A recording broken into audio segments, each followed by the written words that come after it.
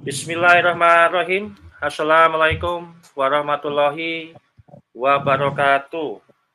Waalaikumsalam warahmatullahi wabarakatuh. Salam sejahtera buat kita semuanya.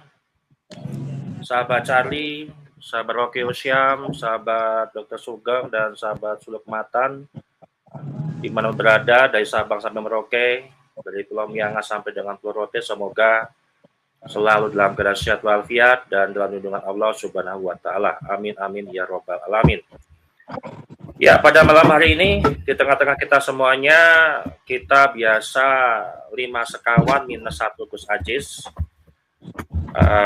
menghadirkan Kiai Imad ya dalam podcast kita pada malam hari ini, membahas dengan tema udah saatnya Balawi pulang. PBNU membodohi umat versi Nabi Muhammad GY 32612, dan sudah diterbitkan di website Nahdlatul Ulum terkait tulisan ataupun artikel dari Dr. Sugeng yang berjudul YDNA Nabi Muhammad SAW dan konsekuensi akidah umat Islam jika akui Ba'alawi sebagai keturunan Nabi jalur paternal. Nah, di sini kita akan membahasnya bersama Dr. Sugeng, Gus Haikal, Gus Rocky, dan tentunya Kiai Imad. Kemarin juga banyak komentar juga dari Kiai Nur Ihya, kalau channel Papa Zara ini suka rame-rame kalau podcast berlima, berenam. Ya, karena kita dari sudut pandang keilmuan berbeda-beda, tidak one man show lah. Kan pendukung Balawi itu ada tuh yang one man show, ahli DNA, ahli fikih, ahli nasab, segalanya master ahli. Jadi kita sudut pandangnya berdasarkan keahlian. Nah, untuk paper ini memang merujuk kepada adanya pernyataan tegas dan kayaknya sudah jadi dugaan bahwa ketua PBNU kita ini sedang mengamankan posisi Balawi dengan menyebut NU itu tidak boleh ingkar dengan nasabnya Baib ataupun Balawi. Dan di dalam tulisan daripada Dr. Sugeng ini disebutkan ada dua kemungkinan asli dan kemungkinan palsu D1 dengan GY 32612. Dan kita semuanya warga NU dipaksa untuk meyakini bahwa jalur paternal Nabi itu GY 32612 dengan tidak boleh mengingkari nasabnya Habaib. Nah, sekelas ketua PBNU saja tidak bisa menyelesaikan isu nasab. Dan artinya ini kita disuruh untuk mengakui bahwa YDNA Nabi Muhammad SAW itulah GY 32612. Nah, untuk sesi pertama ini saya ingin ke Dr. Sugeng terlebih dahulu untuk sedikit menjelaskan tulisan daripada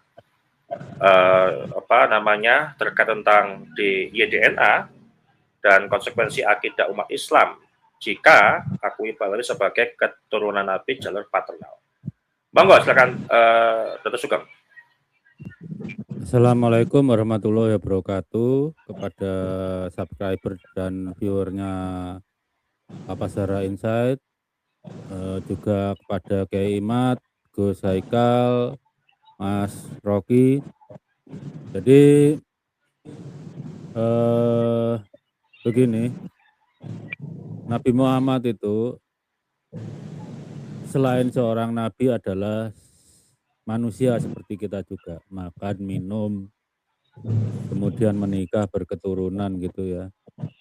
Dan di antara para keturunannya ini ya sampai hari ini itu ternyata ketika dites DNA-nya kan macam-macam tuh. Sehingga karena kita tahu Nabi Muhammad itu hidup 1350 tahun yang lalu, ya kita bisa tebak mutasinya yang seumur itu kan mutasinya yang seumur dengan Nabi Muhammad itu. Sehingga kita bisa ambil kesimpulan bahwa kakeknya Raja Abdullah Jordan dan kakeknya Ayatollah Khamenei misalnya adalah kakek yang sama hidup 1350 tahun yang lalu. Tapi berbeda dengan kakeknya Baalwi. Nah ini punya konsekuensi, tidak boleh mengakui semuanya itu adalah keturunan Nabi Muhammad lewat Fatimah. Karena Fatimah suaminya cuma satu. Jadi kakeknya Ayatollah Khamenei dan kakeknya Raja Abdullah Jordan ternyata sama 1350 tahun yang lalu. Tapi kalau dengan Balawi sudah berbeda dari 48.500 tahun yang lalu. Jadi tidak mungkin mengakui Nabi Muhammad itu sama-sama kakeknya Balawi dan kakeknya Raja Abdullah Jordan itu.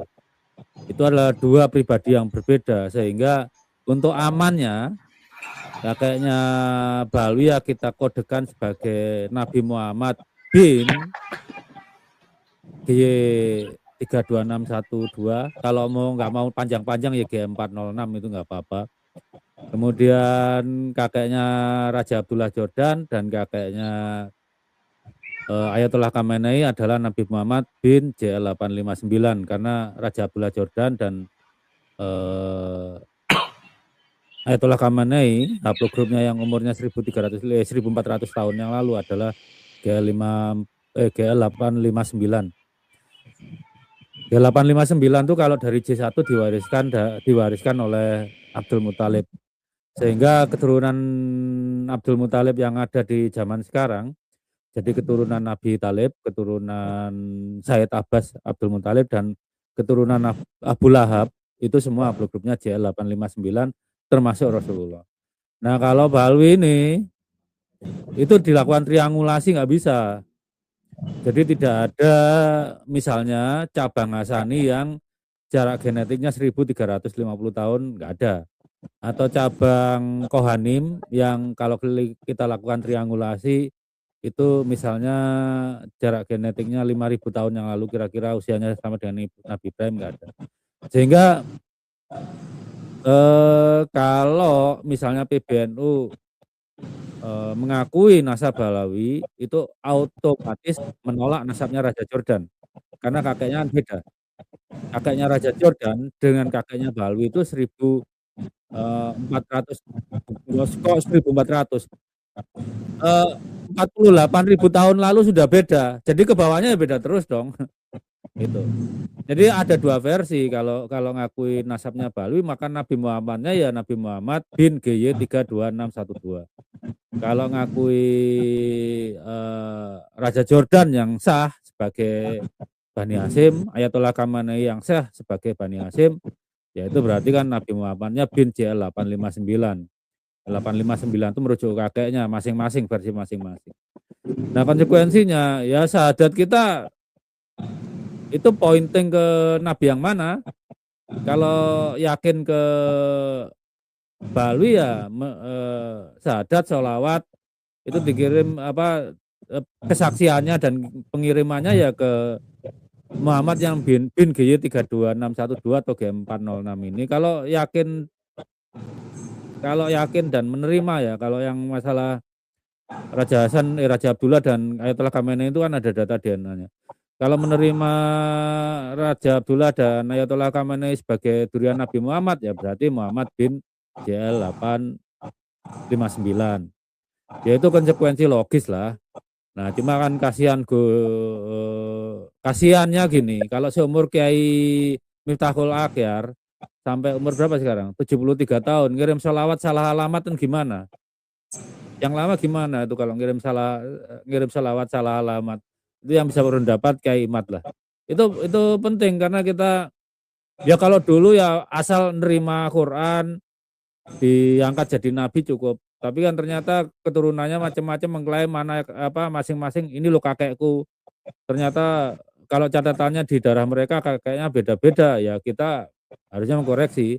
Nahdlatul Ulama itu kan didirikan sebenarnya untuk memakmurkan ilmu. Kalau ada masalah yang seperti ini ya harusnya diluruskan. Dan kedua, kalau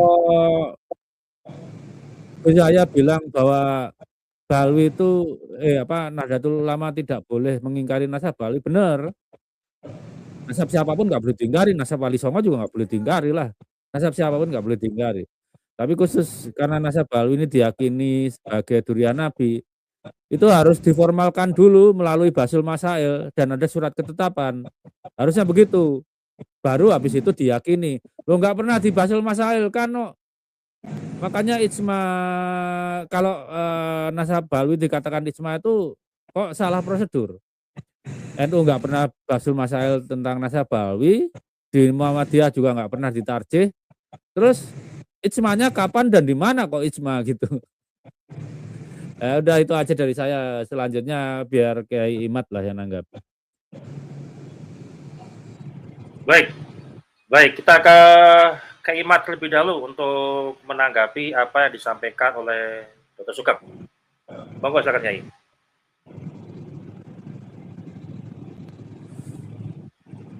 Suara Kiai, mohon maaf. Assalamualaikum Dr. Sugeng Pondak Budiarto, Dr. Haikal, Dr. Rocky, dan Mas Charlie Jailani, dan seluruh subscriber Papa Reja Insight.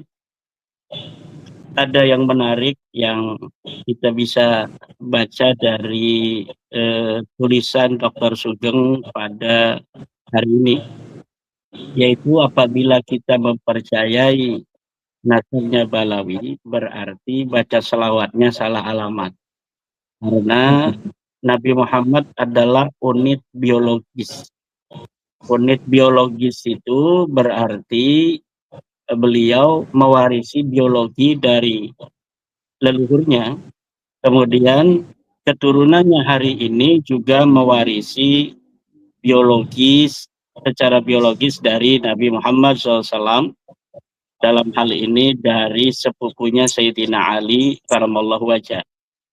Jadi apabila Nabi Muhammad kita yakini sebagai unit biologis, bukan hanya dia sebagai individu langit, sebagai Rasulullah, tetapi juga Nabi Muhammad adalah individu bumi sebagai makhluk biologis yang mewarisi biologi dari leluhurnya dan menurunkan biologi kepada anak-anaknya dan keturunannya hari ini, secara garis perempuan dari anaknya dan secara garis laki-laki sama dengan dirinya, haplogrupnya J, karena yang menjadi suami dari anak perempuannya adalah sepupunya yang memiliki haplogrup yang sama.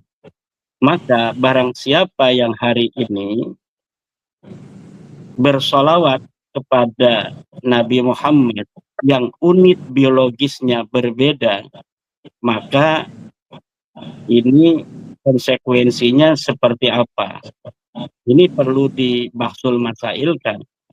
Bagaimana seorang makhluk biologis kemudian ilmu pengetahuan telah konklusif mengkristal terhadap kesimpulan ilmiah bahwa berdasarkan keturunan-keturunannya yang sahih secara genealogi dan historis, bahwa Nabi Muhammad adalah J1, tetapi kemudian kita meyakini unit biologis yang lain, yaitu dari Ba'alawi yang haplogrupnya G, yang secara ilmu genetika itu mustahil seorang unit biologis di masa lalu hari ini memiliki keturunan yang berbeda-beda haplogrupnya dari 1300 tahun yang silam.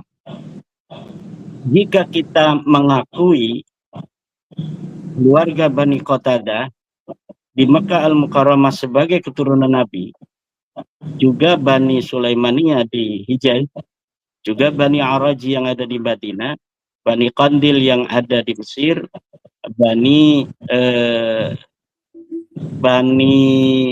Faiz yang ada di Karbala, Bani Rasli yang ada di Yaman, yang tanpa ada kompromi hasil tes DNA mereka sama.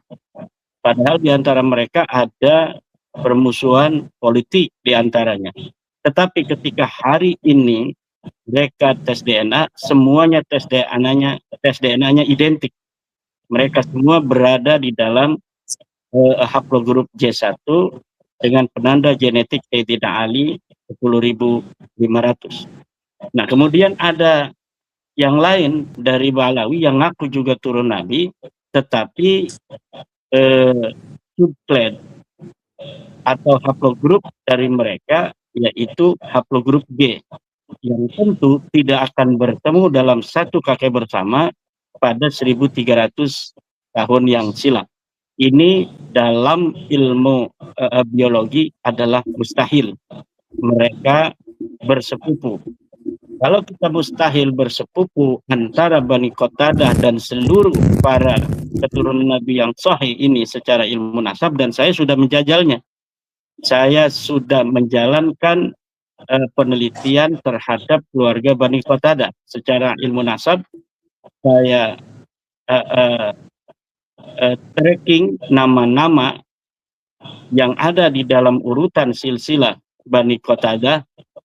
Saya kemudian menjalankan metodologi historis dengan heuristik, kemudian kita interpretasi atau kritisasi sumber, kemudian interpretasi sumber, bahwa setiap nama yang ada di Bani Qatadah itu sejak 287 Hijriah sampai hari ini itu verifikatif.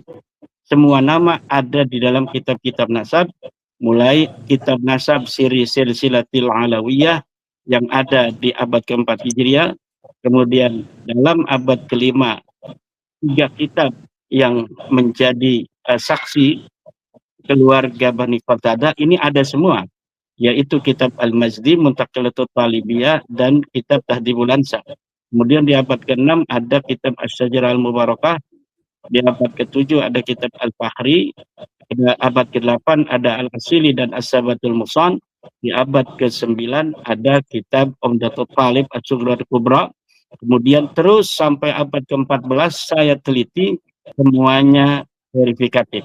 Uji petik yang saya lakukan untuk keluarga Nabi Bani Qatadah, keluarga Raja Yordan ini, semuanya sosok historis dan semuanya sesuai dengan urutan nasab. Seorang ayah memiliki anak seperti apa yang ada dalam silsilah nasab itu, dan seorang anak ini kemudian mempunyai anak lagi seperti apa yang ada di dalam silsilah nasab itu juga. Terus sampai ke Raja Abdullah. Semuanya verifikatif. Nah, kalau misalnya secara ilmu nasab, uji historis, ini sudah sahih. Nah, kemudian yang kita belum uji adalah dari orang-orang yang mengaku yang lain. Dari Bani Qandil saya belum uji. Tetapi saya tidak perlu uji, karena hanya dengan mengkias, menganalog hasil daripada uji tes DNA-nya yang identik dengan Bani Qatadah, maka ini membuktikan salah satu itu saling menguatkan yang lain, satu menguatkan yang lain, dan yang lain menguatkan yang satu. Kemudian dengan Bani Faiz yang ada di Karbala, dengan Bani Araj yang ada di Madinah, dengan Bani Ar-Rasi yang ada di Yaman, semuanya identik memiliki penanda genetik yang sama, yaitu haplogrup G dengan subklatnya yang masing-masing berbeda-beda. Tetapi untuk Balawi ini la wujuda linasabihi syai'un, tidak ada sesuatu pun eksistensi dari nasabnya yang bisa kita verifikasi. 11 nama yang ada di dalam silsilah nasab itu adalah manusia-manusia ahistoris, fiktif, tidak ada dalam kitab nasab, tidak ada di dalam kitab sejarah. Kemudian ketika kita gunakan metodologi ilmu nasab dengan memverifikasi apakah seorang nama ini adalah anak dari seseorang yang sesuai dalam silsilah itu tidak sesuai, tidak ada. Contohnya Ubaid tidak terbukti sebagai anaknya Ahmad. Nah, jika hari ini ada orang yang masih mengakui Ba'lawi ini kelewatan, apalagi menisbahkan diri kepada sebuah organisasi ilmiah semacam Nahdlatul Ulama, dan apa yang dikatakan oleh Dr. Sugeng itu bahwa Gus Yahya memiliki mewakili NU, itu tidak demikian. Gus Yahya itu tidak mewakili daripada Nahdliyin, juga tidak mewakili PBNU. Bagaimana dia mewakili PBNU sementara secara organisatoris dinamika yang ada menempatkan posisinya begitu dilematis. Dia dipecat, kemudian islahnya tidak jelas, dan warga NU kemudian sudah tidak mempunyai trust terhadap Gus Yahya dan seluruh jajaran dari kepengurusan PBNU hari ini. Nah, dia tidak mewakili PBNU. Jika benar tafsiran dari Gus Yahya, ucapannya itu adalah motifnya motif normatif ideologis misalnya. Tapi saya kira ucapan itu seperti apa yang saya katakan beberapa waktu lalu di dalam sebuah podcast. Ucapan Gus Yahya ini multitafsir dan tidak mempunyai alasan tunggal. Motifnya tidak tunggal. Di situ ada motif normatif, juga ada motif strategis. Yang jelas motif ideologis itu jauh. Motif ideologis bahwa Balawi betul-betul itu dia mengaku sebagai cucu Nabi itu jauh. Tapi kalau motif normatif atau motif strategis bisa. Yang saya maksud dengan motif normatif adalah mungkin untuk mengurangi kesedihan kaum Balawi. Dia percaya Balawi ini bukan cucu Nabi, tapi melihat bagaimana kibin-kibin yang di tempat itu juga mungkin Gus Yahya waktu itu ada di pesantrennya Kibin, mungkin dia tidak enak kalau ngomong tidak menghibur kan. Ya, saya kira itu motif normatifnya seperti itu. Nah, kemudian ada motif strategis. Nah, motif strategisnya bagi seorang Gus Yahya yang ingin mencalonkan lagi sebagai ketua umum PBNU di masa yang akan datang dengan segala penolakan dari warga NU itu adalah agar kibin-kibin ini yang ada ikatan-ikatan dengan Balawi secara keguruan, secara kekeluargaan dan lain sebagainya, ini bisa mendukung dia walaupun tidak menjadi orang yang mempunyai suara, minimal dia bisa untuk memberikan rekomendasi terhadap para pengurus agar Gus Yahya dipilih kembali karena dia ternyata seorang kibin juga, misalnya kan seperti itu. Nah, tetapi Gus Yahya ini orang cerdas. Di dalam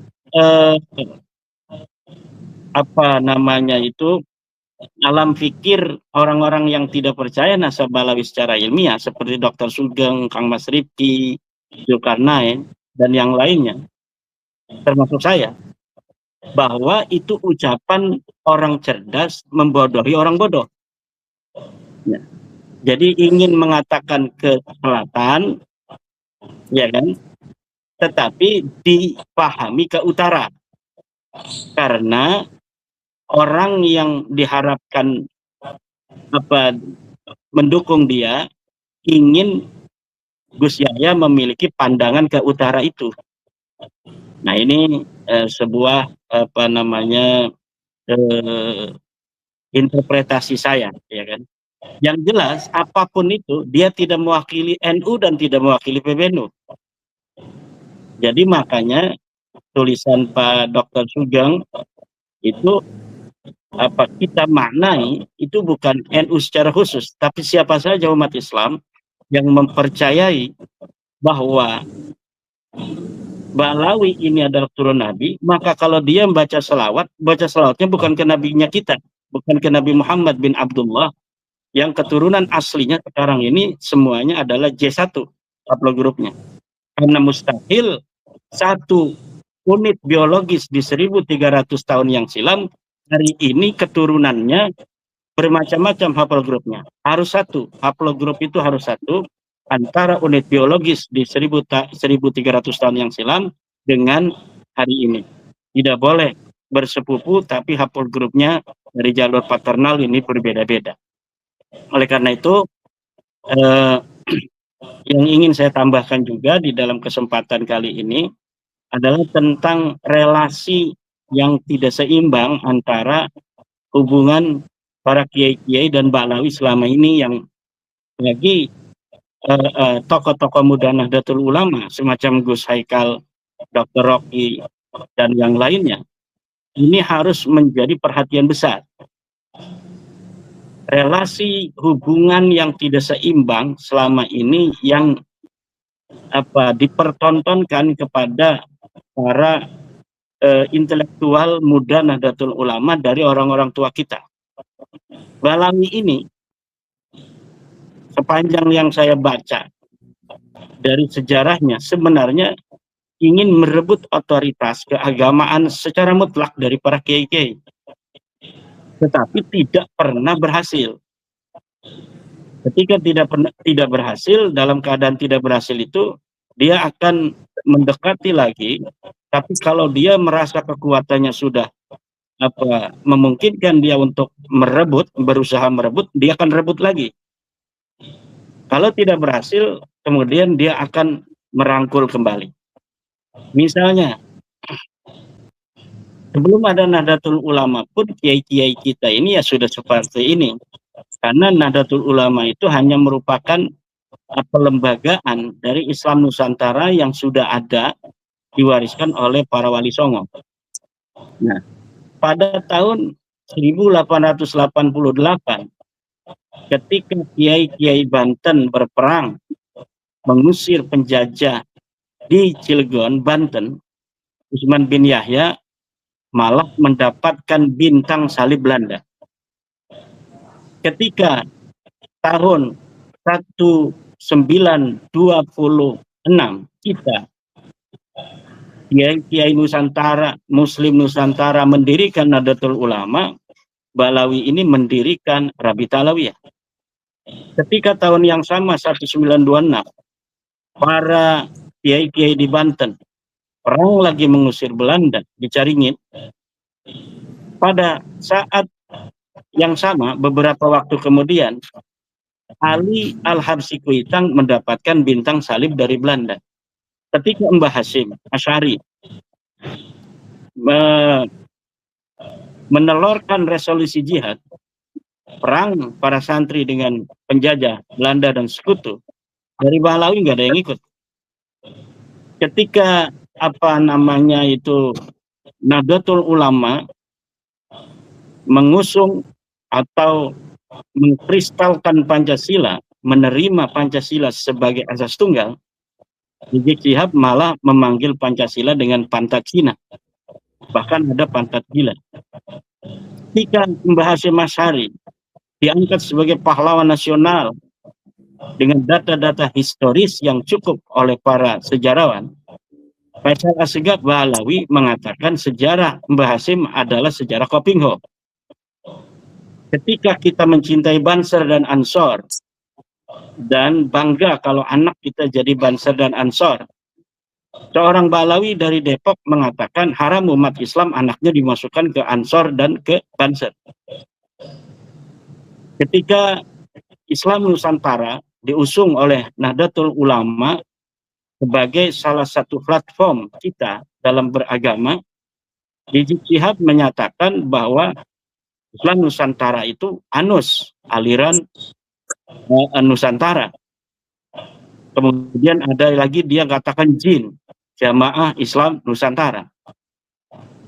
Dia menolak dengan sekuat-kuatnya konsep Islam Nusantara itu. Kita ini bukan Islam Nusantara, tapi mengislamkan Nusantara, saudara, dan sebagainya. Tetapi hari ini bagaimana dia datang ke pondok-pondok Nahdlatul Ulama, ingin didukung, ingin dirangkul, ingin berlindung. Cucunya atau bukan cucu, menantunya datang ke pondok-pondok Nahdlatul Ulama dengan tidak punya malu. Dia yang menghajar Hanif Alatas itu ketika Munas Alim Ulama di Banjar misalnya. Munas Alim Ulama atau Muktamar itu saya lupa, saya hadir di sana. Kemudian salah satu konsep yang kita kembangkan adalah misalnya tentang tidak boleh memanggil kafir terhadap non-muslim. Mereka membuat narasi-narasi pejoratif yang menghina Nahdlatul Ulama sampai merubah surat Al-Kafirun menjadi surat non-muslim misalnya.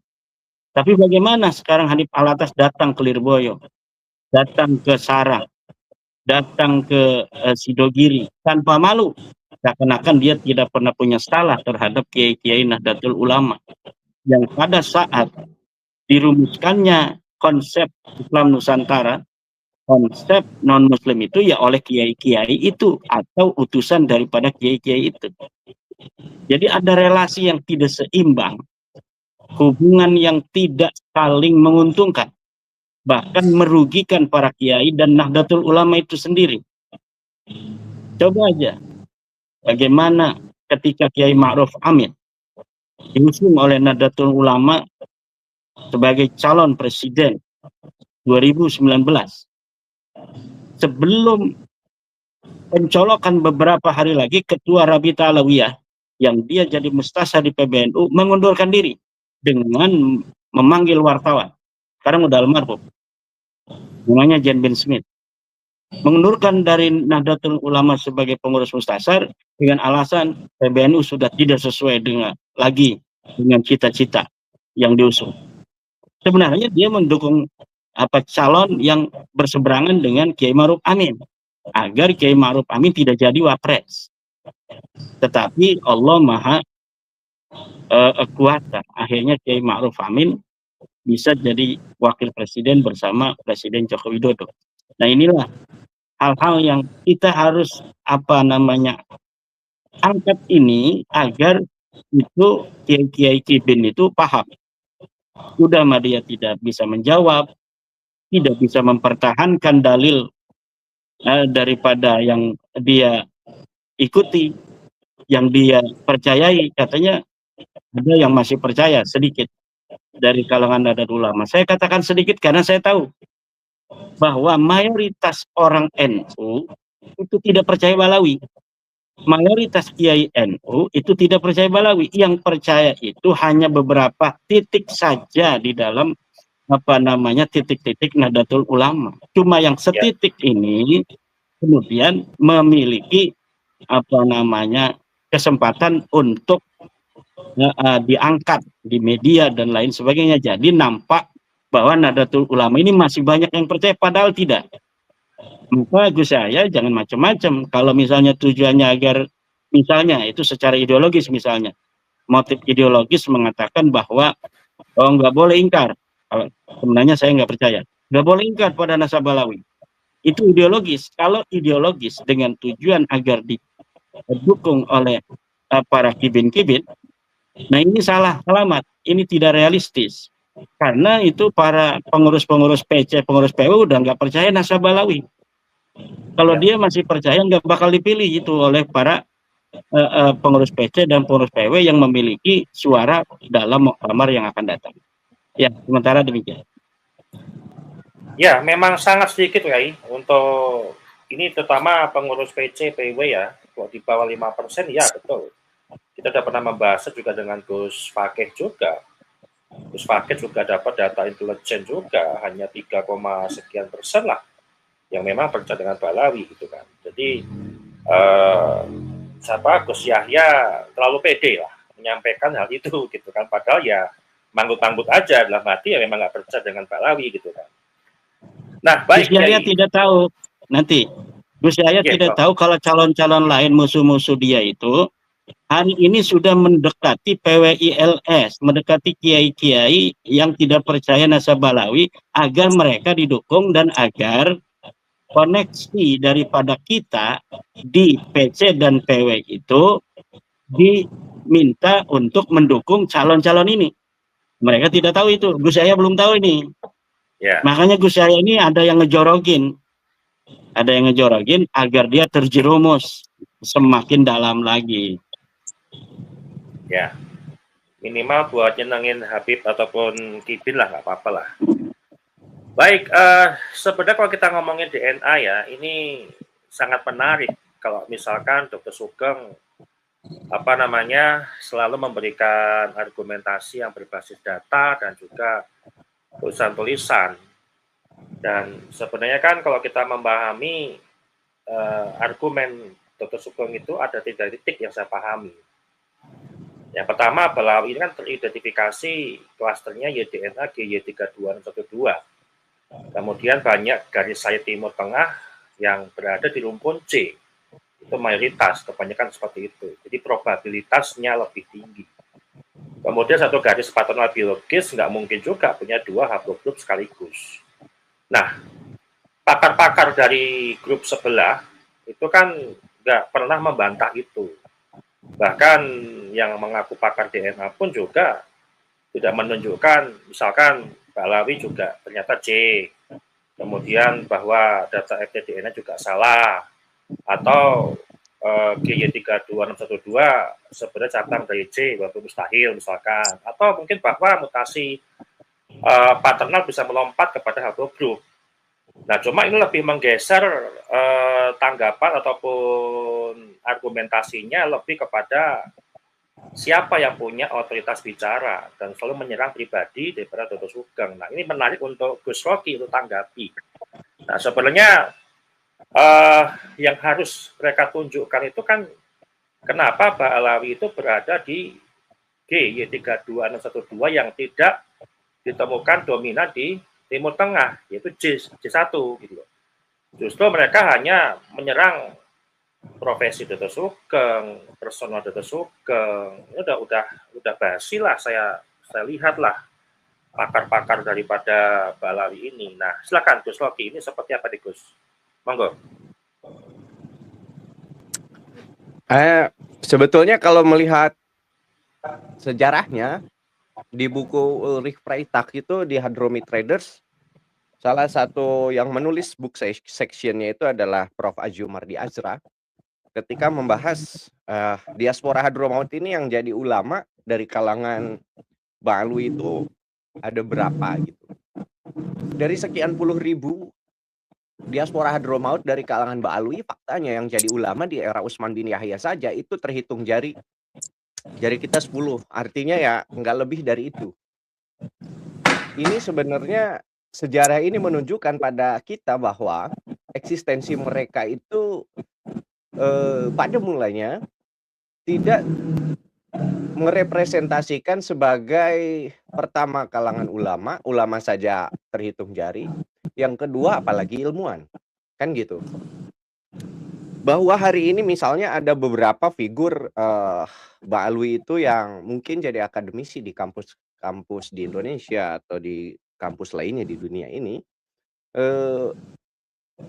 prosentasenya khususnya untuk di bidang ilmu eksak, saya sendiri melihat masih untuk tidak mengatakan 0 itu sedikit. Mungkin nanti bisa diklarifikasi sama Dr. Sugeng misalnya berapa sih ilmuwan dari terutama saintis dari kalangan Ba'alwi di dunia ini prosentasenya terhadap katakanlah jumlah ilmuwan lain yang secara umum, bukan hanya saintis saja. Artinya kalau dari pemahaman itu kita dapatkan, apa yang terlihat hari ini bahwa dari mereka tidak ada tanggapan, ya sudah terjawab karena memang dari mereka itu nggak ada gitu. Ilmuannya jarang, kemudian kesejarahannya juga memang dari awal mereka tidak berperan sebagai figur ilmuwan. Bahkan ulama saja sekali lagi itu hanya sedikit. Lalu kenapa bisa menggurita semacam ini di Indonesia? Pertama ya dari faktor mereka sendiri, diaspora Hadramaut, kalangan Ba'alwi ini yang sebagai manusia itu hanya menyombongkan nasabnya, mengglorifikasi nasab.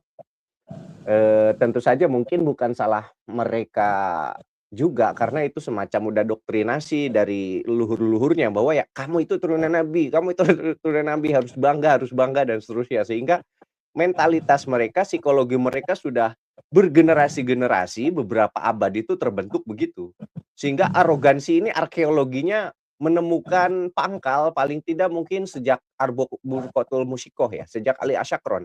Nah, itu arogansi itu tuh terbangun arkeologinya berabad-abad lamanya, tetapi tidak diimbangi dengan kapasitas. Mereka didoktrin oleh orang tuanya, kamu cucu Nabi, kamu keturunan Nabi, tetapi dengan tidak diimbangi dengan kamu harus menguasai ilmu, begitu. Tidak ada kekhasan semacam itu. Ada kekhasan pun adalah dengan arogansi itu mereka merasa harus paling terdepan di setiap bidang. Mau itu bidang sosial media, mau di media, di apapun mereka harus macam terdepan, bahkan misalnya di politik. Nah, jadi mudah sekali untuk menjawab pertanyaan Kang Charlie, kenapa tidak ada jawaban dari mereka? Karena sekali lagi, dari mereka itu kalangan ulama sangat sedikit, kalangan ilmuwan sangat sedikit. Yang ada adalah secara merata mereka memiliki arogansi harus ngaku keturunan Nabi. Kalau kita misalnya merujuk membahas artikelnya Dr. Sugeng, ketika Dr. Sugeng men-share itu di sosial media, saya langsung baca. Jujur saja saya ngikutin terus video-video Dr. Sugeng juga, karena memang kuriositas saya nggak paham soal ilmu DNA, tapi justru saya belajar, menyimak, mendengarkan. Dan saya tidak hendak mengomentari misalnya juga persoalan akidah, karena bagi saya itu satu hal yang jelas ya. Ketika merujuknya ke hal yang berbeda ya otomatis ini bukan lagi seolah-olah. Jadi ada gambaran Nabi yang berbeda di antara yang J1 dengan yang G. Itu sudah konsekuensi ilmiah, konsekuensi berpikir yang logis bahwa ketika garis DNA biologisnya mengacu pada orang yang berbeda, ya otomatis nanti nabinya juga jadi berbeda. Dan bagi saya debat soal aspek akidahnya menjadi tidak penting hari ini, tetapi yang terpenting adalah bagaimana memahamkan ke publik bahwa Islam ini agama yang ditopang juga oleh ilmu. Dan bahkan Islam sendiri menginspirasi kemajuan ilmu pengetahuan. Jadi kalau memisahkan Islam dengan ilmu, dalam hal ini ilmu DNA, ilmu sains, betapa ironinya kita sebagai muslim, betapa quote and quote bodohnya kita sebagai muslim. Jadi ya ayo dipegang itu. Salah satu referensi yang sudah ditulis oleh Dr. Sugeng bahwa kalau faktanya DNA-nya itu adalah Nabi J1, ketika orang meyakini ada turunan Nabi padahal DNA-nya bukan J1 itu, berarti kalian mempercayai, mengimani, ini urusannya akidah, mengimani Rasul yang lain, bukan Nabi Muhammad. Dan seterusnya, itu sudah sangat logis. Tapi anyway, kalaupun mau dibahas di muktamar aspek akidahnya ya kenapa tidak? Itu perkembangan bagian daripada ilmu pengetahuan, debatnya di situ. Tetapi sekali lagi, kalau kita merujuk pada orang-orang dari kalangan Ba'alawi, ya mereka nggak ada, jarang yang jadi ilmuwan. Yang jadi ulama sekalipun ya berapa sih? Dari sejak zaman Utsman bin Yahya itu memang sedikit, kata Prof. Ajumar di Azra. Kalau misalnya dibandingkan, dikomparasikan dengan para ulama Nusantara. Namun akibat arogansi itu juga itu didukung oleh mentalitas bangsa Indonesia yang sudah lama terjajah. Jadi mudah silau ketika melihat orang mancung dikit, orang arogan dikit ngaku turunan Nabi, kemudian juga ada mentalitas inferior bangsa Indonesia ini, sehingga Ba'alwi bodoh sekalipun ya dianggapnya ulama, dianggapnya keturunan Nabi, dianggapnya sakti begitu. Nah itu soal mentalitas juga. Ya terutama hari ini mentalitas itu masih ada ya terhadap orang-orang yang masih jadi kibin. Itu mentalitasnya masih demikian lah. Bukan soal mereka husnuzon atau apa. Itu ada soal mentalitas juga sebetulnya. Mentalitas inferior. Merasa bahwa kita sebagai bangsa Indonesia ini subordinat saja dari kelompok mereka itu, Kang Charlie. Oke. Baik. Memang dari kelompok mereka itu tidak ada keahlian yang spesifik dalam membantah tesis Keimat, dalam berargumen. Dan untungnya memang Dr. Sugeng ada di pihak kita, ada di pihak yang memang berbicara ilmu. Coba kalau misalkan Dr. Sugeng itu di pihaknya mereka, gitu kan, ya mana mau Dr. Sugeng akan mengkhianati ilmu toh. Artinya mana mau juga untuk berbohong ataupun membenarkan argumennya Ba'alawi, pasti nggak ada yang mau. Makanya hari ini yang muncul di permukaan publik, narasi-narasi itu bukan dari pakar-pakar DNA langsung. Bahkan akhir-akhir ini muncul justru pakar daripada Dr. AI, gitu kan, yang memang menjawab apa yang disampaikan oleh Dr. Sugeng, gitu ya. Baik, kita ke Gus Haikal untuk menanggapi yang disampaikan oleh Gus Rocky, Dr. Sugeng, dan Kak Iman. Monggo silakan Gus Haikal. Terima kasih Mas Jarwi. Assalamualaikum warahmatullahi wabarakatuh. Waalaikumsalam warahmatullahi wabarakatuh. Dr. Sugeng, Kak Iman, dan Gus Rocky, dan para pemirsa dimanapun berada. Allah, semoga yang kita sampaikan hari ini bermanfaat. Semoga Allah merahmati kita semua. Jadi memang perdebatan nasab, perdebatan DNA, polemik Ba'alawi yang kurang lebih berjalan 4 tahun ini, semua informasi sudah terbuka.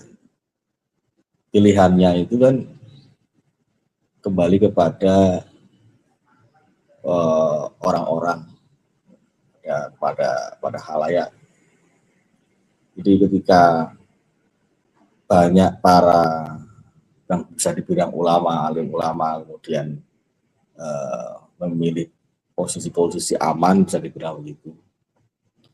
Yang itu misalnya seperti Gus Yahya kemarin, yang kemarin juga sempat saya singgung bahwa ada kemungkinan Gus Yahya itu ingin menyamakan visi dengan kubunya Kiai Imam Miftahul Ahyar, kubu Sultan itu. Karena dengan cara itulah muktamar itu bisa terselenggara gitu. Selama sikap Gus Yahya itu masih abu-abu karena sempat dalam konflik kemarin soal kepada Buya Dimyati, kemudian dipandang mungkin oleh kubu Sultan ini membahayakan kalau Gus Yahya ini kuat. Ya, khawatirnya kekuatan Gus Yahya ini ke depannya juga akhirnya bisa meruntuhkan klaim-klaim mereka atau pendapat mereka tentang Ba'alawi, karena mereka seperti kita tahu mereka muhibin gitu kan, yang Sultan itu. Maka ini saya anggap ya yang bermanuver ya Gus Yahya. Ketika kemarin Gus Yahya sempat menuduh ada yang mau bermanuver dengan Sunasab ini, ya beliau yang bermanuver gitu. Coba misalnya kemarin kalau misalnya konflik isu tambang, isu Joni segala macam, Gus Yahya itu tidak ke Buya Dimyati, ya pastinya bantuan daripada atau bisa dibilang dukungan daripada orang-orang yang membela keilmuan, membela tesis Kiai Imad tentang narasi nasab ini, membatalkan atau membuktikan bahwa nasab mereka tidak sambung dengan Rasulullah itu tidak akan banyak, tidak akan kencang. Di mana Gus Yahya seperti itu jadinya sikapnya. Walaupun ya saya cukup memaklumi karena memang situasi dari PBNU sendiri sebagai ketidakpastian artinya. Dengan muktamar yang tinggal berapa Agustus ini yang direncanakan itu kan mau ada Munas dulu, ada Kombes dan segala macam. Dan saya amati juga Pak Alawi yang di susunan kepanitiaan Munas kemarin hanya satu, dan itu nggak ada Habibnya, adanya Sarif, saya atau siapa Al-Aidid itu. Jadi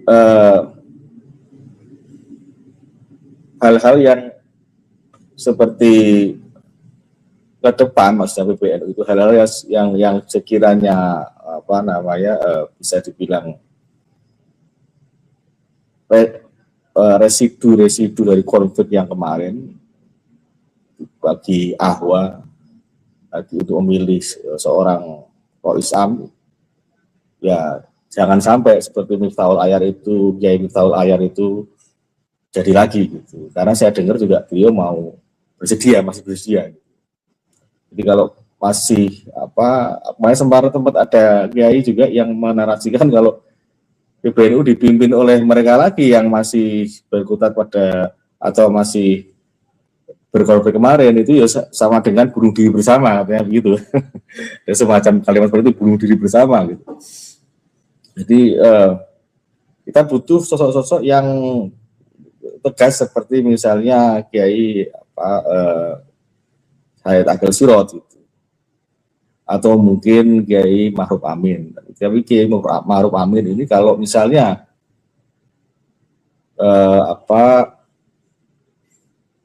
satu tahun semenjak beliau mundur dari partai politik, itu kan belum ada 1 tahun. Kalau misalnya nanti tidak berubah aturan itu sebelum pencalonan itu, ya otomatis beliau tidak lolos dalam segi syarat karena masih berapa bulan itu, Desember kayaknya beliau mundur itu. Nah, kembali ke ini, Dr. Sugeng, wacana dua halo grup yang mustahil bagi umat Islam itu punya Rasul Nabi Muhammad 2 gitu, mustahil gitu. Ini kan pengennya mereka itu kan G itu juga diterima sebagai cucu gitu loh. Jadi berusaha buat narasi sedemikian rupa yang itu retorika supaya halo grup G itu kalau ini dalam sudut pandang DNA ya itu juga diakui sebagai cucu Nabi gitu. Dengan dalih macam-macam, dengan dalih misalnya tidak ada yang memastikan halo grup Nabi Muhammad itu yang murni, yang betul-betul itu apa gitu kan, atau DNA dari Rasulullah itu apa gitu kan, mereka mau ada dalih begitu kan.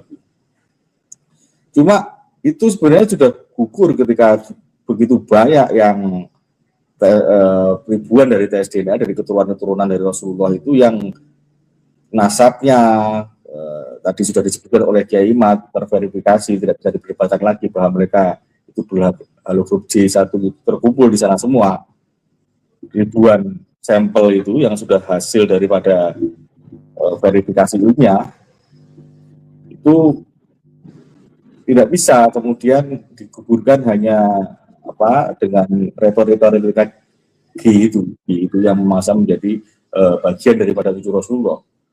Dan kemudian ketika DNA itu diharamkan, ini semakin bagi kita semakin perjelas bahwa mereka itu ya palsu gitu kan. Karena ya publik pastinya akan melihat siapa yang ilmiah dan tidak ilmiah, siapa yang objektif dan tidak objektif gitu. Dan Dr. Sugeng itu tidak mungkin di kubu sebelah sana gitu. Tidak mungkin karena apa? Karena kalau saya amati pada perkembangannya itu kan sebenarnya Dr. Sugeng dan kubunya sana itu artinya ilmuwan-ilmuwan yang pada awal itu berbicara tentang DNA, berbicara tentang genetika dan segala macam itu kan satu komunitas begitu.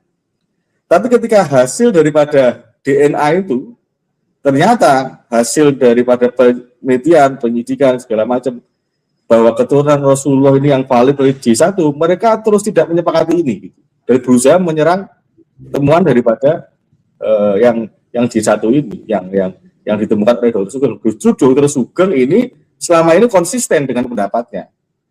Dari awal konsisten. Mereka yang memisahkan diri dari komunitas Dr. Sugeng itu yang nggak konsisten dengan dalih-dalih keilmuannya itu, yang merasa ahli biologi dan sebagainya itu. Mereka tidak konsisten. Mereka justru berusaha dengan teori-teori yang keilmiahan yang selama ini mereka pelajari itu berusaha melawan itu, tapi juga tidak bisa melawan karena itu akan meruntuhkan bangunan pada teori daripada keilmuan mereka sendiri, keilmuan biologi, keilmuan genetika sendiri ketika melawan Dr. Sugeng. Karena apa? Dr. Sugeng ini teorinya secara verifikasi itu diakui dunia gitu. Bukan karena orang selama ini mungkin hanya melihat sosok Dr. Sugeng. Tapi bahwa Dr. Sugeng ini sebenarnya keilmuannya, pendapatnya, verifikasinya itu mewakili keilmuan dunia tentang genetik di luar sana gitu. Tapi orang pada perdebatan ini hanya melihat sosok Dr. Sugeng. Tapi ketika bisa jadi nanti ketika misalnya diadakan batu masail tentang nasab, menghasilkan menghadirkan ulama-ulama tentang nasab itu yang berkompeten mengenai nasab dari segi virologi, dari segi kitab, dari segi DNA, dari segala macam. Ya, coba dihadirkan, tidak hanya Dr. Sugeng, tapi orang-orang yang secara dunia diakui ilmuannya pasti akan sama, karena saintifik itu sesuatu yang pasti, ilmu yang qot'i gitu. Nah, ini ilmu yang qot'i yang sudah terang benderang hasilnya mau dilawan dengan narasi-narasi doni dan narasi-narasi yang kepakarannya saja, kompetensinya saja tidak ada gitu, atau ada tapi dia mengingkari gitu, tidak mau objektif di situ. Yang kemudian saya pikir saking ininya ya, saking sesuatu yang Dr. Sugeng itu berusaha untuk menggugah kesadaran orang-orang, itu menulis artikel yang demikian ini, bahwa ketika sholawat kamu itu meyakini bahwa Rasulullah punya haloglub G, itu ya bukan ke Rasulullah sholawatnya, itu bukan Rasulullah yang asli, karena berbeda sekali dan tidak mungkin dalam mutasi yang cepat itu dari J ke G gitu. Dan itu berbeda jauh gitu, seperti saya kemarin sempat mengibaratkan seorang kucing melahirkan elang gitu. Sudah beda jauh gitu artinya dalam segi ini haloglub ini, karena lompatannya begitu jauh. Jadi sesuatu yang qot'i yang sekarang ini sedang dilawan oleh mereka gitu, dengan narasi-narasi tradisi, dengan narasi-narasi isma, dengan narasi susual isbat dan segala macam. Dulu misalnya kalau kita di dalam kacamata sejarah itu ada dinasti Fatimiyah sebenarnya. Itu sama juga, dinasti Fatimiyah itu dia mentarif kitab-kitab lama yang mengaku keturunan Rasulullah, tapi ternyata ketika sudah diuji, ketika berganti masa, mereka ternyata bukan dari keturunan Rasulullah, malah keturunan dari Persia, keturunan Majusi gitu. Kemudian juga di Iran itu dinasti Safawi juga begitu. Safawi itu juga mengaku keturunan dari Rasulullah juga, tapi ketika diuji ya mereka ada perubahan-perubahan juga dalam kitab-kitabnya.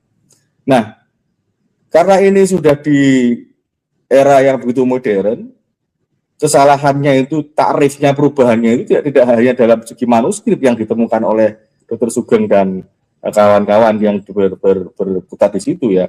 Tidak hanya masalah sejarah yang gelap selama kurang lebih 5 abad itu, tapi dukungan-dukungan yang lain yang kemudian teman-teman baru ini semakin mereka menolak, sebenarnya semakin mereka memalukan dirinya sendiri lah, saya bilang gitu. Bisa dibilang tidak punya malu gitu orang-orang yang akan terus menerima penerapan dari masyarakat, dari dunia Islam, bahwa narasi-narasi yang tidak berdasar itu ketika ditabrakkan dengan narasi-narasi yang qot'i yang sebenarnya sudah final secara empiris, itu pastinya tidak akan mempan gitu. Jadi apa yang dilakukan oleh Dr. Sugeng selama ini mungkin kalau harusnya sejak dilontarkan masalah ini, ya, artinya bahwa ini akan mengganggu akidah, dan sebenarnya juga seperti yang sudah dibuka oleh Dr. Ais itu sangat mengganggu akidah sekali gitu kan, dari segi tauhid, dari segi syariat, khurafat-khurafat yang begitu banyaknya, ini ditambah dengan sentilan dari Dr. Sugeng bahwa secara akidah kita bermasalah, bisa bermasalah gitu. Tapi ini juga perlu dibatul masailkan kan, sejauh mana gitu, apakah hanya sekedar sesuatu yang bisa dimakfu atau bagaimana kan gitu. Karena fatal sekali kalau orang itu sudah tahu ya, diberi sebuah pengetahuan, apalagi kok dia ahli tentang DNA gitu, ahli tentang masalah-masalah yang berkaitan genetika ini, dan kemudian dia meyakini haloglub G bahwa ini memang secara genetik tidak kalau bisa nyambung, dan dia tetap yakin ini sebagai keturunan Rasulullah, artinya dia ini orang yang tahu. Artinya kalau saya secara sekilas, secara pemahaman, dia artinya ini mendapat dosa besar, karena dia orang yang tahu di sini. Tapi kalau orang-orang yang taklid ini kan yang hanya sekedar ikut guru, ikut ulama, ini kan banyak sekali. Tapi kalau orang yang tahu, benar-benar tahu bahwa ini Halo Group ini tidak patut untuk diserahkan pada keturunan Rasulullah dan kepada Rasulullah, dan kemudian ini berdampak pada ibadahnya, kepada sholawat dan segala macam. Kalau dia tahu dan dia tetap meyakini itu, ya itu sangat bermasalah sekali tentunya. Gitu Mas. Oke, baik. Terakhir untuk ke Tutu Sugeng.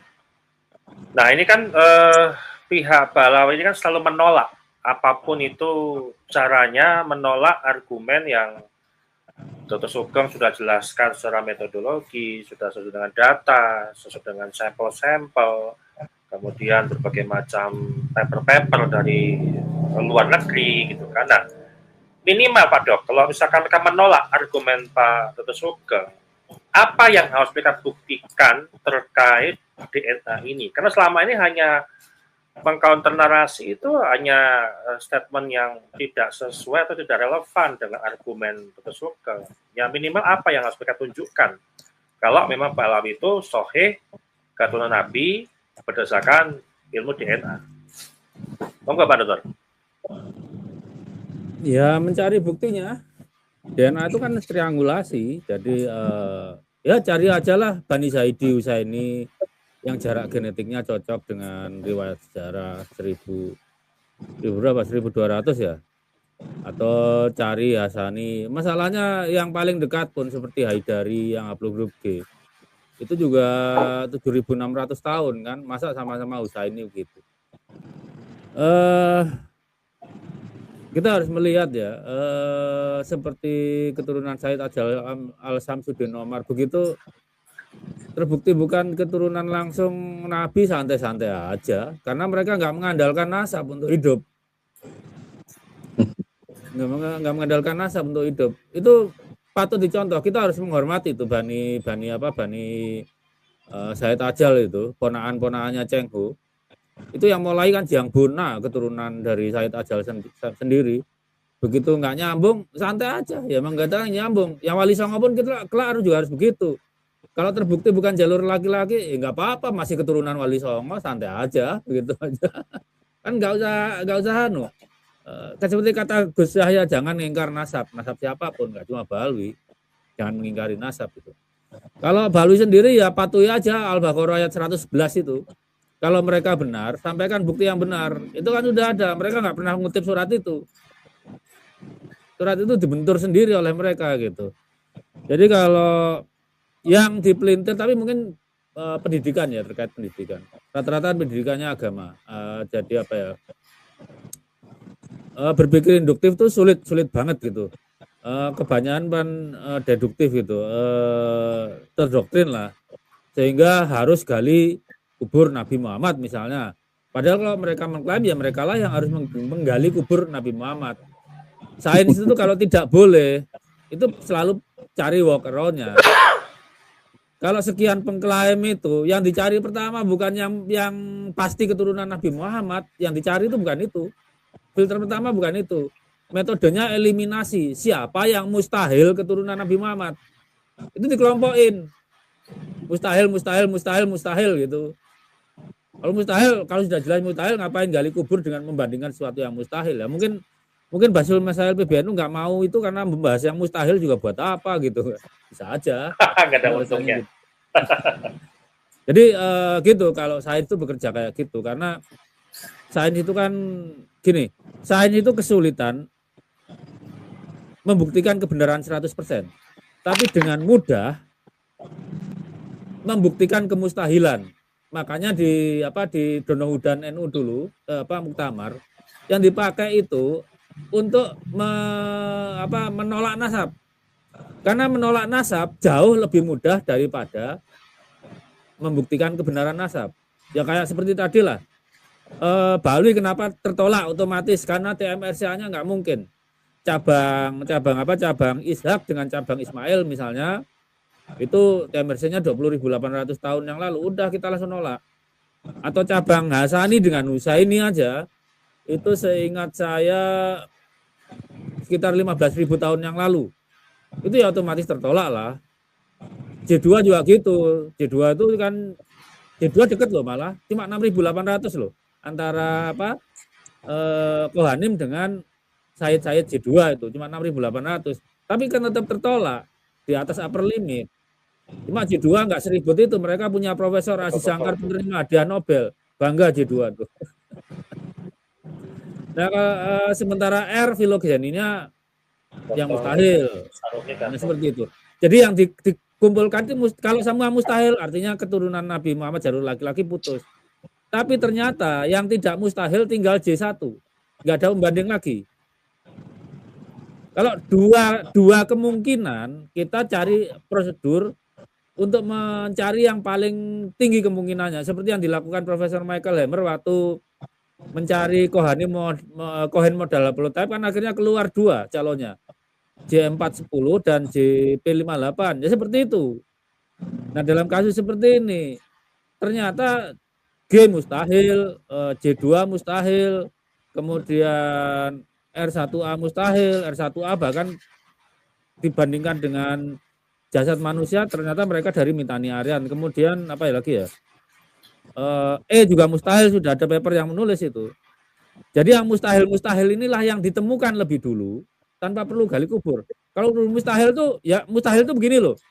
Matahari suhunya 100.000 derajat itu udah mustahil, kita nggak perlu ke matahari. Iya, betul. Itu seperti itu.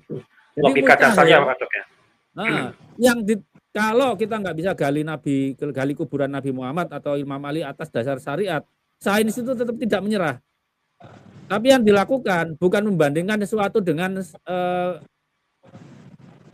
pembanding yang pasti. Kita tahu mencari dan menginventarisasi siapa saja yang klaimnya mustahil. Seperti itu sains bekerja. Itu saya rasa. Ini gamblang sekali nih perbandingan logikanya gitu ya. Jadi kalau sudah mengetahui mustahil, ya ngapain kita gali gitu loh, sia-sia juga gitu kan. Baik, kita ke Keimat untuk menanggapi. Monggo, silakan Keimat.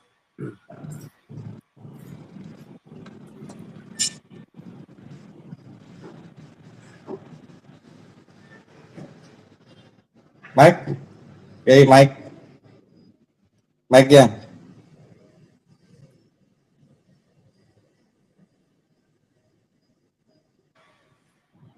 Suara belum muncul ya? Belum. Suara belum muncul, Kai.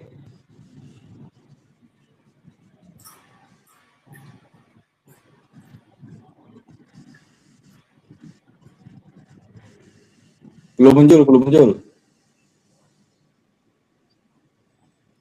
Mic-nya sepertinya udah ini. Belum. Harus log out dulu, Kiai. Keluar dulu, baru masuk lagi, baru bisa itu biasanya.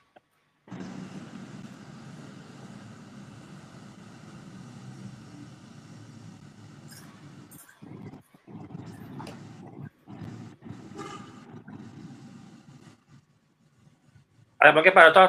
Tambahin dulu Pak Dr. Dikit Pak Dr. Jadi kalau memang mereka, gini loh Pak Dok, ini kan selama ini kan mereka nggak bisa membuktikan kenapa Balawi G gitu kan. Itu yang memang harus dibuktikan Pak Dok. Harus dijelaskan ke umat itu. Loh, kan. ini ada racun lah dari pendidikan mereka. Jadi Allah Maha Kuasa, mereka bisa berpikir kalau Allah menghendaki Nabi Muhammad Imam Ali keturunannya haplogramnya macam-macam kan bisa. Ini racun pendidikan. Racun pendidikan agama kita. Repot kalau bahasanya gitu. Kalau Allah mendaki keturunan Imam Ali haplogramnya macam-macam, kan Allah Maha Kuasa. Iya, itu karena mereka itu percaya kalau orang mati bisa menghamili orang masih hidup, dong. Ya itulah ada hal gini. Pendidikan agama harus mulai memasukkan minimal pendidikan dasar sains lah, cara berpikir, karena mereka juga pembimbing umat nanti di masa mendatang gitu. Nanti kalau yang dasar-dasar aja ngeblank, susah pemerintah juga, kan ada kiai anti vaksin, itu kan repot itu kayak gitu. Itu mungkin nanti kalau ya yang mulai pertama harusnya NU, namanya memakmurkan ilmu. Nyatanya agama itu bisa menginspirasi ilmu pengetahuan kok. Al-Khwarizmi itu bikin aljabar terilhami oleh hukum waris. Ya kalau di tangan guru Baha cuma tetap jadi hukum waris, di tangan Al-Khwarizmi jadi aljabar. Itulah prinsip memakmurkan ilmu seperti itu. Monggo Kiai Imat sudah masuk tuh. Monggo Kiai Imat.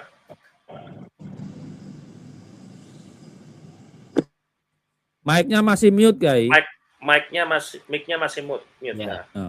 Nah, tentang logika dasar itu saya tertarik. Memang ada masalah itu orang yang percaya Balawi dengan logika dasar mereka itu.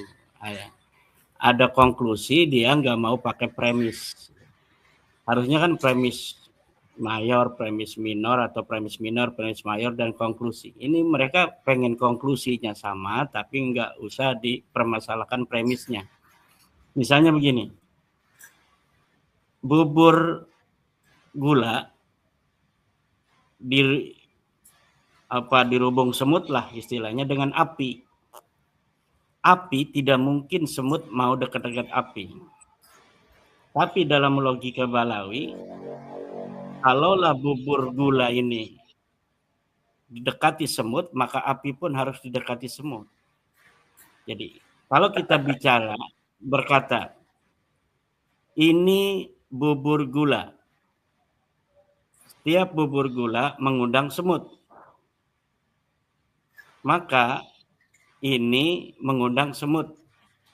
Kemudian ada lagi, ini api, setiap api ditakuti semut, berarti ini ditakuti semut, tetapi Balawi pengennya ini didekati semut. Nah, ini logika dasar. Setiap atau mayoritas dari keturunan Nabi hari ini berhaplogrup Y. Sedangkan haplogrup dari seseorang di masa lalu dalam waktu 1300 tahun yang lalu harus sama dengan keturunannya hari ini. Nah, lalu Balawi datang. Walaupun saya berbeda dengan keturunan yang lain, tapi saya ingin dihukumi sama dengan yang lain. Nah, ini ada masalah ini dengan logika dasar tadi itu. Ada muqaddimah sugro, muqaddimah kubro, itu tidak sesuai. Kemudian yang saya agak miris juga kalau misalnya ada kiai-kiai yang pengen punya menantu Balawi. Kiai yang pengen menantu Balawi atau yang sekarang ini punya menantu Balawi itu menganggap dia ini adalah cucu Nabi. Itu seperti kita, orang yang tahu ini kalung besi, kemudian dipakai oleh orang lain dan orang lain ini begitu bangga, merasa bangga bahwa dia berkalung emas, padahal orang yang hadir semua itu tahu bahwa itu kalungnya adalah kalung besi. Ini adalah miris saya. Jadi kalau masih ada kiai ya, yang dia nasabnya bagus ke Wali Songo, menyebar agama Islam di Indonesia, ada yang ke Raja-Raja, ada yang ke Raden Wijaya, ada yang ke Jaka Tingkir, ada yang ke Trenggono, ada yang ke Prabu di Kediri itu siapa namanya itu, Jayabaya dan sebagainya. Sementara dia mempunyai menantu yang dianggap ini cucu Nabi. Padahal orang-orang semuanya tahu itu bukan cucu Nabi. Itu seperti orang yang punya kalung besi merasa dirinya sedang menggunakan kalung emas. Ini adalah sesuatu yang memalukan. Nah, jadi Saya kira logikanya seperti itu. Bersalawat kepada Nabi Muhammad jatuhnya kepada Yuya. Karena kalau meyakini Balawi ini sebagai cucunya Nabi Muhammad, secucu biologisnya, berarti ke atasnya itu bersalawatnya itu ya dia meyakini bersalawat kepada kakeknya Balawi ini. Nah, kakeknya Balawi ini ujung-ujungnya terminalnya P15 Yuya. Bukan ke Nabi Muhammad yang ada di Mekah, tetapi di Mesir, di Museum Fir'aun sana. Nah, ini kan kita wajib ini Dr. Haikal, Dr. Rocky ini untuk memberi pencerahan ini, jangan bosan-bosan. Dr. Sugeng Sugiarto sudah menapaki jalan terjal sebagai seorang ilmuwan genetik yang hari ini menjadi rujukan. Betul itu kata Dr. Haikal. Itu Kailosop dulu belum berani ngomong bahwa betul-betul J1 konklusif sebagai Bani Hasyim itu. Dia masih pakai kanan kiri. Tetapi yang terakhir 2024 dia sudah definitif berani mengatakan itu. Kenapa? Karena mengikuti isu nasab, polemik nasab yang ada di Indonesia. Dokter-dokter di Yaman dulu banyak yang tidak berani ngomong Balawi bukan cucu Nabi. Walaupun mereka memiliki berbagai macam alasan untuk mengatakan itu, tetapi mereka belum berani. Tapi ketika di Indonesia ini ada polemik nasab, sekarang para dokter-dokter, para sejarawan-sejarawan di Yaman itu sudah berani untuk mengatakan bahwa Balawi ini konklusif bukan cucu Nabi dari data historis. Dia bukan cucu Nabi dari data kitab-kitab nasab. Sekarang udah pada berani. Coba kita baca itu di Twitter tentang para akademisi di Yaman.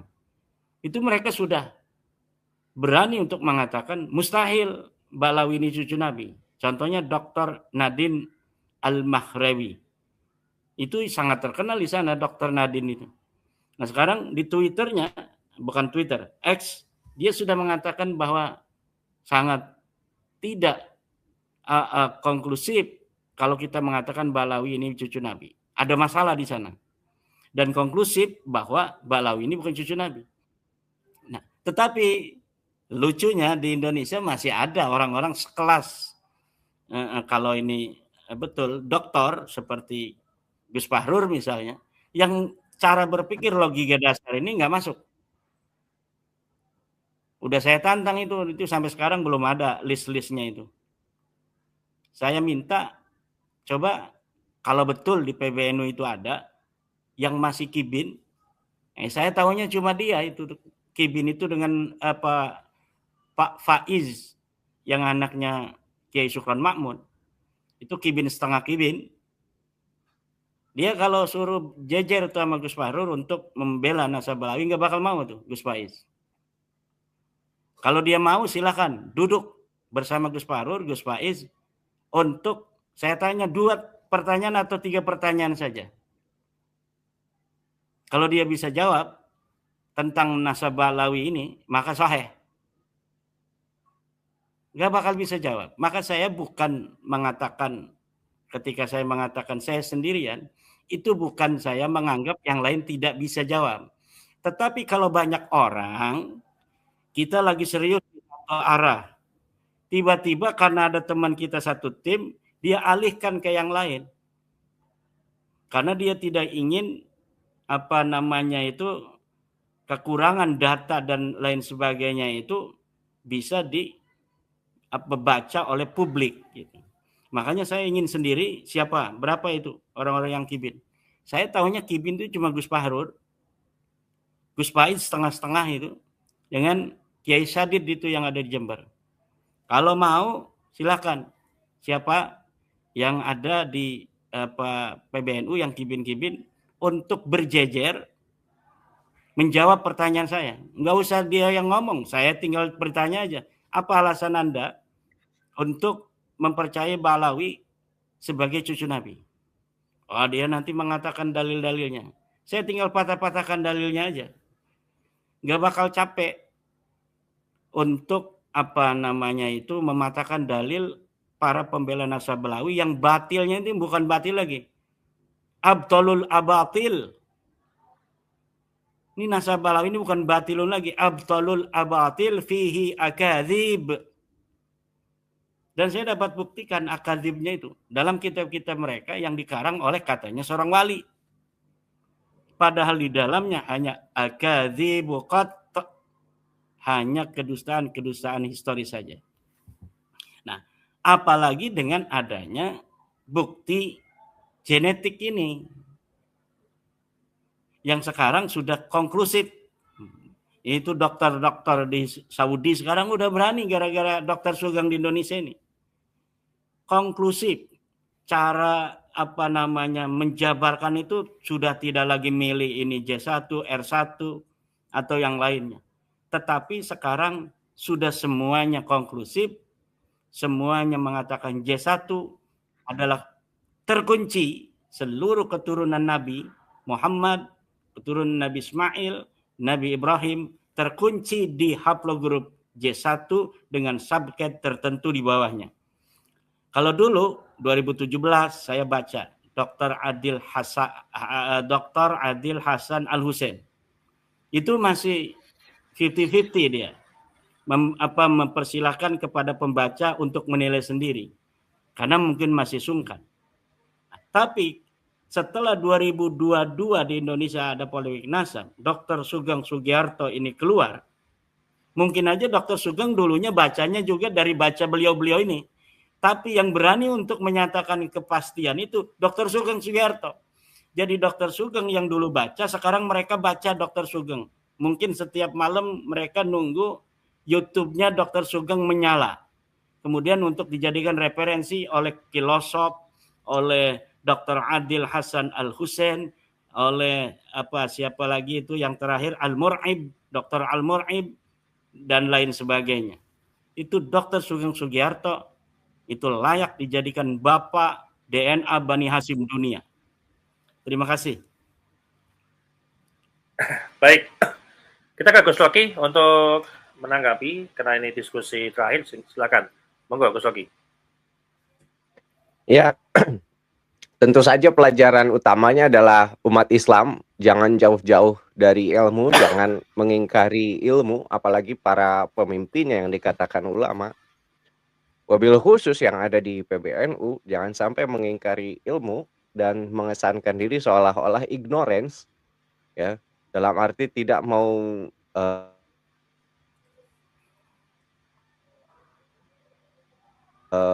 menerima kebenaran, bahkan secara nalar saja sudah mudah tadi dipaparkan dengan sangat baik oleh Pak Dr. Sugeng, oleh Kiai Imad.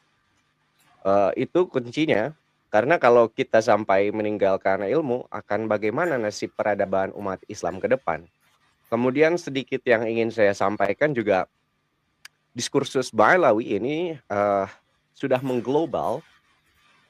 Saya pantau di beberapa media melalui Google, melalui YouTube, itu misalnya daerah-daerah yang memang menjadi destinasi diaspora Hadramaut sejak akhir abad ke-18.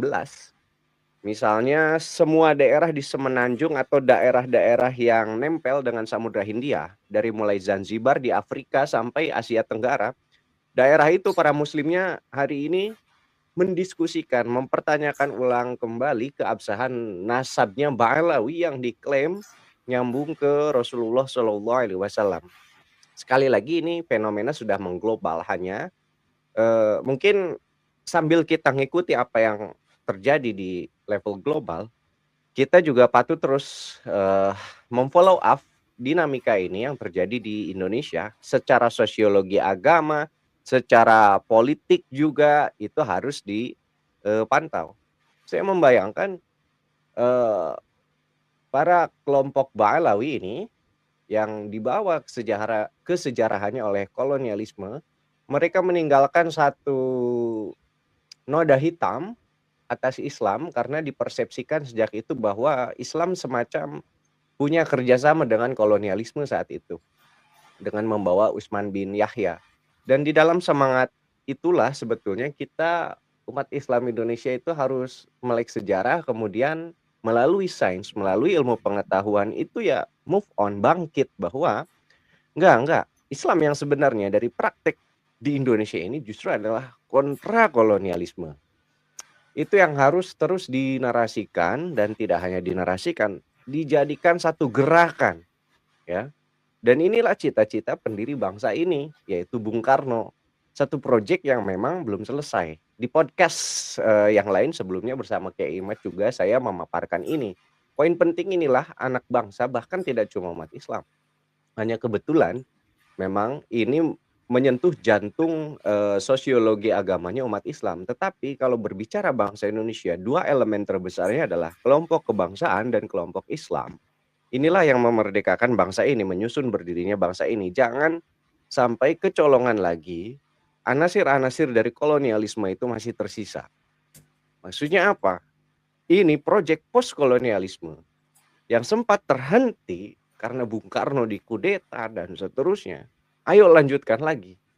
Kita ada di era yang hari ini sudah lagi bukan kolonialisme tapi neokolonialisme. Yang agama juga tidak terkecuali ada infiltrasi ke dalamnya.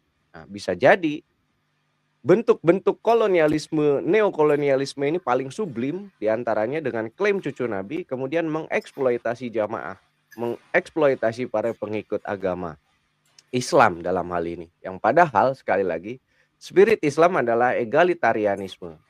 Dan kita berharap elit-elit PBNU ada di dalam upaya ini, upaya mencerdaskan, bukan membodohi umat dengan membuat statement yang justru bertolak belakang dengan ilmu.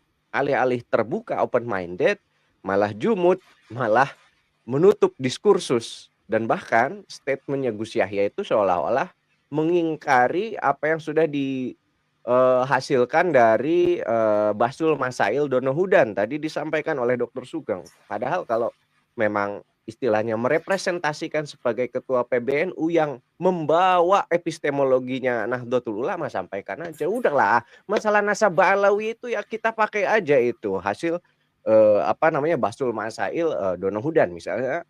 Seperti itu idealnya menjawabnya, tetapi kan alih-alih demikian malah tidak. Pada akhirnya apa? Hari ini persoalan diskursus Ba'alawi juga tidak terlepas dari selain tadi sains disampaikan Dr. Sugeng, sosiologi agama, ada elemen-elemen politik juga di situ.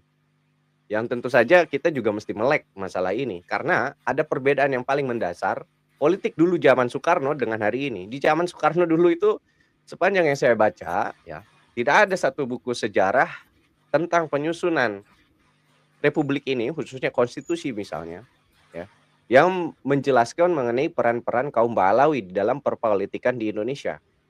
Gitu. Baru sekarang ini nih ada Ba'alawi, terutama sejak era Orde Baru sih, mulai muncul figur-figur Ba'alawi yang kalau sekali lagi di bukunya Ulrich Freitag itu disampaikan, karena kemunculan figur Ba'alawi di ruang politik inilah dijadikan bangga-banggaan, rasa kebanggaan bagi para Ba'alawi yang jadi mualadin di di Hadramaut, di Yaman. Sampai mereka berpikir nggak mau balik lagi ke Yaman karena lebih nyaman di Indonesia. Di Indonesia mereka bisa jadi menteri luar negeri, kalau di Yaman belum tentu. Itu saja Kang Terli, terima kasih. Oke, baik. Terakhir, Gus Haikal. Monggo, silakan Gus Haikal.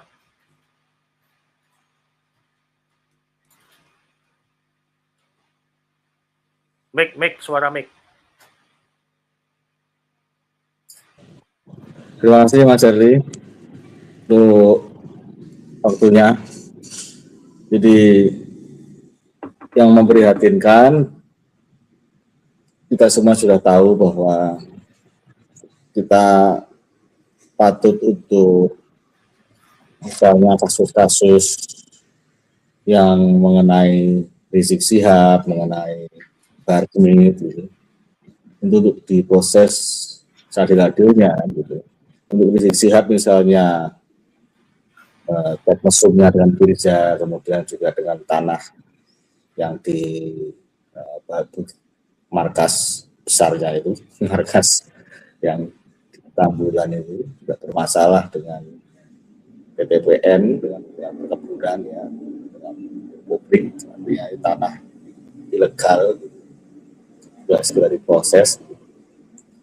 Dan Bahar Smith yang pidananya dengan Banserida jangan sampai lolos itu, karena tidak ada itu restoratif justice itu, karena penganiayaan berat itu pidananya ancamannya 9 tahun gitu. Jadi upaya restoratif justice misalnya secara material ya, secara material di situ kok ada upaya seperti itu, patut dicurigai bahwa di situ ada kong kali kong dengan aparat gitu kan. Ada upaya kong kali kong dan sebagainya, dan sanksinya bagi aparat juga bisa sampai pada pemecatan gitu kalau sampai itu terbukti kan gitu. Jadi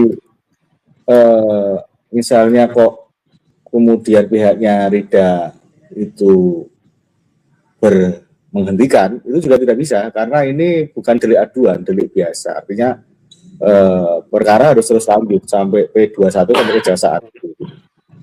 Jadi kalau ini mungkin bagi kepolisian masih mengumpulkan bukti-bukti sampai P21 sampai dilimpahkan kejaksaan, ya kita tunggu saja gitu, karena perlu ada resmi.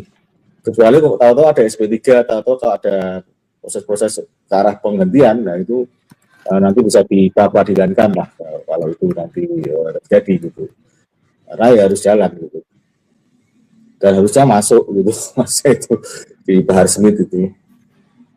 Dan kemudian para muhibin ya, saudara-saudara kita, ya saya doakan semoga diberi hidayah Allah, karena memang framing yang itu misalnya kepada Kiai Imad, kepada Dr. Sugeng dan lain-lain, Kiai Imad dituduh mungkin Al-Kaburi dan sebagainya macam. Ketika postingan saya itu tentang tantangan Kiai Imad itu hampir 50.000 itu Kiai di TikTok itu yang nonton baca itu. Itu beberapa komentar juga paling kabur lagi gitu. Beberapa komentar juga begitu gitu. Jadi itu framing yang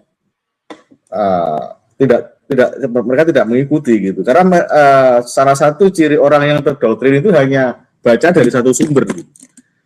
Baca dari satu sumber, dia nggak mau cari menyelidiki sumber yang lain. Akhirnya ya tuduhan-tuduhan itu muncul. Framing misalnya pemecah belah umat Islam, pemecah belah persatuan, framing kemudian ya macam-macam lah. Itu untuk secara psikologis itu menghancurkan ini keinginan tahuan seorang itu untuk mencari kebenaran. Nah, kalimat-kalimat yang senada seperti itu akan selalu dilontarkan, baik itu pembunuhan karakter dan skala pembunuhan psikologi massa gitu. Bahwa narasi ini tidak betul, narasi keilmuan, narasi yang benar itu tidak patut dicari kebenarannya atau tinggalkan dan segala macam begitu. Dan itu terus digaungkan oleh mereka, oleh buzzer-buzzer mereka gitu. Kalau orang berpikiran objektif, karena ini tentang Rasulullah, tentang nabinya, bahkan ada tadi sentilan dari Dr. Sugeng bahwa ini ada ancaman bahwa berpotensi sholawatnya akan melasat, apalagi Imam tadi ke Yuza. Ini kan repot ini. Jadi ini harusnya menggugah sekali gitu, kesadaran bahwa kita patut curiga, patut mencari yang kebenaran, karena ini menangkut nabi kita, menyangkut akidah kita gitu. Bukti-bukti yang sudah dihadirkan, kebenarannya coba diteliti gitu. Jangan main hantam aja, pembunuhan karakter, main hantam Al-Kabur dan segala macam gitu. Kan apakah karena mereka itu wajahnya Arab, hidungnya mancung, pakai sorban, pakai ini cosplay wali dan sebagainya itu kan. Ini nanti dulu ya, karena ini menyangkut Rasulullah gitu. Jadi apa-apa yang menyangkut Rasulullah itu kan selalu dari segi perkataan, perilaku dan sebagainya, sunah-sunahnya itu kan semua diverifikasi semua gitu. Dan ini nasab kok tidak boleh diverifikasi, kan aneh gitu. Dari hadis, dari apapun yang menyangkut Rasulullah itu sampai barang-barang yang menyangkut Rasulullah, rambut dan sebagainya macam peninggalan-peninggalan itu kan juga patut diverifikasi juga gitu. Karena juga pihak-pihak yang berkepentingan dengan dalam tanda kutip ya menjual nama Rasulullah itu dalam berbagai aspek itu pasti ada aja gitu yang main di seputar itu gitu. Dan itu narasi-narasi yang justru selama ini ketika mereka menyerang dengan narasi pemecah belah, narasi PKI, narasi Wahabi, narasi Syiah dan segala macam, justru bertolak belakang karena ternyata ketika dicari, diselidiki yang bersinggungan dengan Syiah mereka. Misalnya, pengarang Simpul Duror Ali Habsyi terindikasi Syiah Ismailiyah misalnya di dalam narasi atau kitab muridnya itu, muridnya bersaksi bahwa dia menghina sahabat Nabi gitu, menghina Muawiyah gitu. Yang ya kita sering mengulang-ulang bahwa itu dikholi oleh santri-santri Nahdliyin bertahun-tahun gitu untuk hadir ke sana, ternyata akidahnya bermasalah gitu. Ini kan yang dilontarkan oleh Dr. Sugeng ini kan kurang lebih begitu. Ada DNA yang bermasalah sekali, yang diyakini sholawat kita dan segala macam, doa dikir-dikir kita, hadiah Fatihah kita, tapi ternyata berpotensi bahwa ini akan dibelokkan gitu berkah-berkah itu. Ketika kita meyakini di jalur itu bermasalah. Nah, ini mirip dengan yang dilakukan oleh narasi-narasi manaqib itu. Ketika tidak terbuka mengenai siapa yang dikholi, siapa yang diperingati, hanya sekedar hadir di glorifikasi bahwa ini wali besar, bahwa ini akan membawa bendaharanya langit segala macam kan. Kalau hall di situ Rasulullah hadir, bahkan ke Madinah itu kosong karena Rasulullah hadir di situ. Umroh nanti nggak ketemu Rasulullah dan segala macam. Bahkan ada narasi Rasulullah belajar nahwu sorob sama dia, para sahabat. Ya secara akidah akhirnya bermasalah sekali tokoh ini Ali Al-Habsyi itu. Dan itu ketika ini terbuka dan besok kok masih dikholi lagi ya, artinya kita banyak orang tertipu gitu. Banyak orang tidak tergugah dan bahkan termakan oleh narasi-narasi bahwa orang-orang yang membuka sisi kebenaran dari sisi keilmuan itu dianggap memfitnah, justru dianggap memframing. Mereka tidak memverifikasi secara komprehensif bahwa ternyata yang memframing, yang memfitnah, yang menyebarkan narasi-narasi tidak benar sebenarnya mereka sendiri gitu. Karena yang berbicara tentang kepalsuan mereka itu di kitab-kitab mereka sendiri. Yang berbicara tentang kepalsuan kesucian darah mereka di dalam DNA mereka sendiri.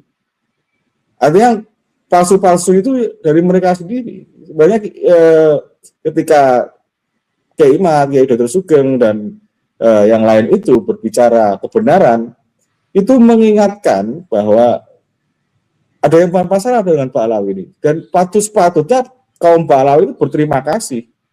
Sangat berterima kasih dengan ilmuwan-ilmuwan ulama-ulama Kiai-Kiai Indonesia, Kiai Nusantara. Karena selama ini mereka berabad-abad tertipu gitu dengan narasi yang sejarah-sejarah mereka sendiri, dengan narasi-narasi Kiai-Kiai mereka sendiri gitu, klan-klan mereka sendiri. Dan kita yang justru mengingatkan, membenarkan, meluruskan gitu yang salah dari mereka gitu. Patut-patutnya mereka sangat-sangat berterima kasih dengan Kiai Nusantara itu.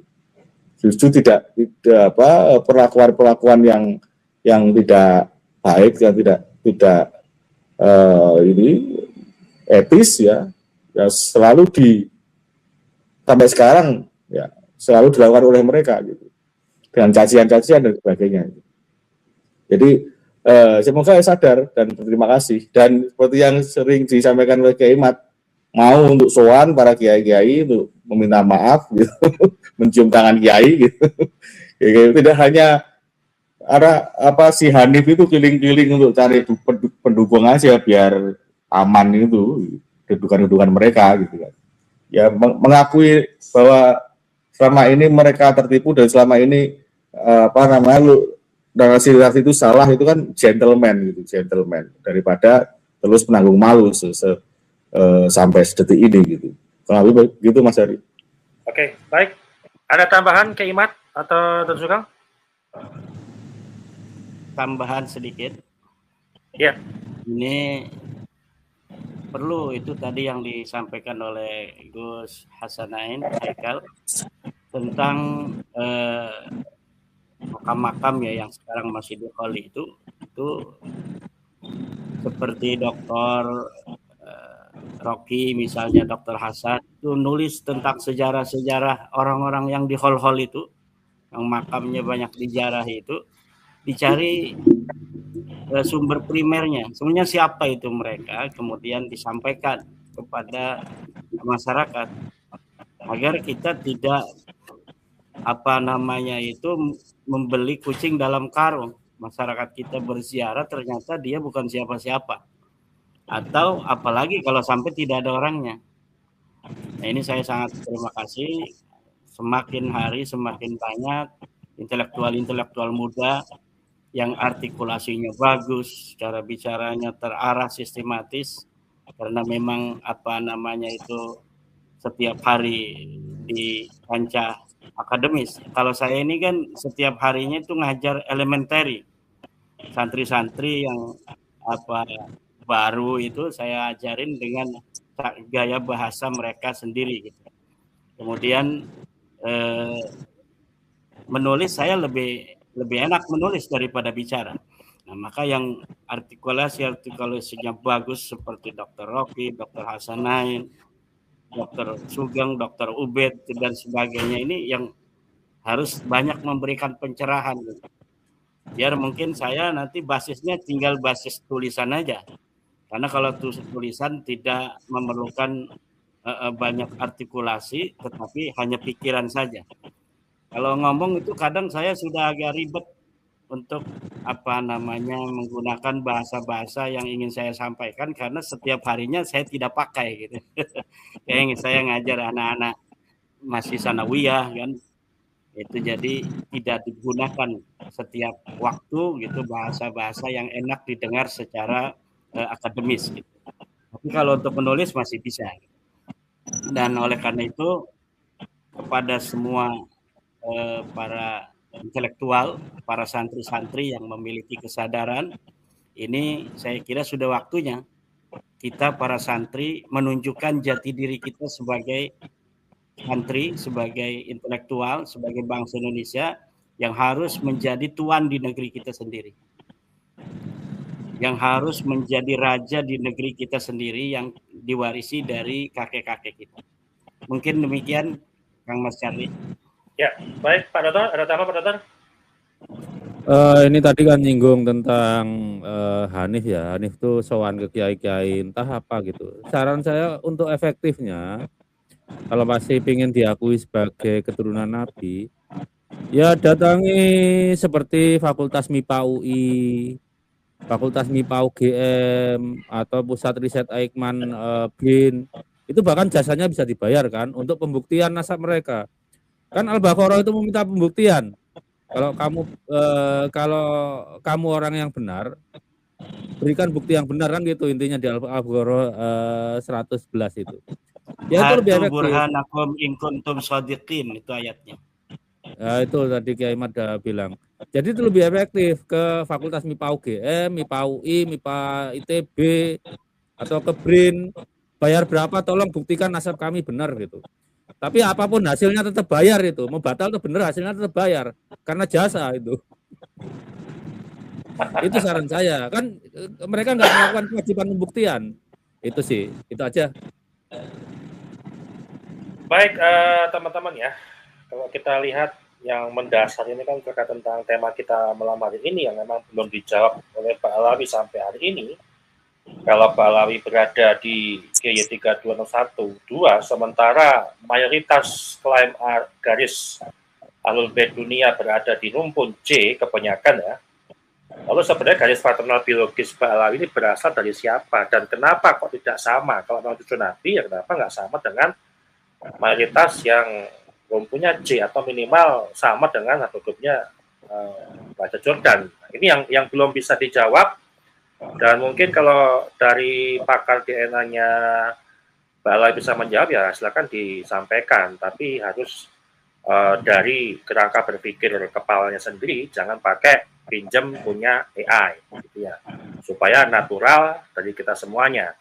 Dan mohon maaf teman-teman, tadi ada sedikit teknis suara Keimat yang kurang berkenan suaranya, ya kayak ginilah, kita memang apa adanya karena kita nggak ada sponsor, channel ini nggak ada sponsornya, jadi pakai apa adanya, kamera apa adanya, ya bukan mobilisasi massa gitu ya. Kira dengan kelompok sebelah yang tampil dengan skripnya, kemudian kata-kata yang terlalu akademisi, tapi ujung-ujungnya blunder gitu ya. Tapi kita apa adanya, dan kita memang mencintai ilmu, jadi bahasa narasi-narasi keilmuan, kita podcast juga berkait dengan ilmu, bukan dengan narasi-narasi yang membingungkan oleh publik. Terima kasih Kaimat, terima kasih Dr. Sugeng, terima kasih Gus Saikal, terima kasih Gus Rokil Syam, dan terima kasih kepada subscriber penggemar Papasan Insight. Kita akan kembali lagi di episode berikutnya. Baik, kata saya ucapkan wassalamualaikum warahmatullahi wabarakatuh. Waalaikumsalam warahmatullahi wabarakatuh. Terima kasih semuanya. Ini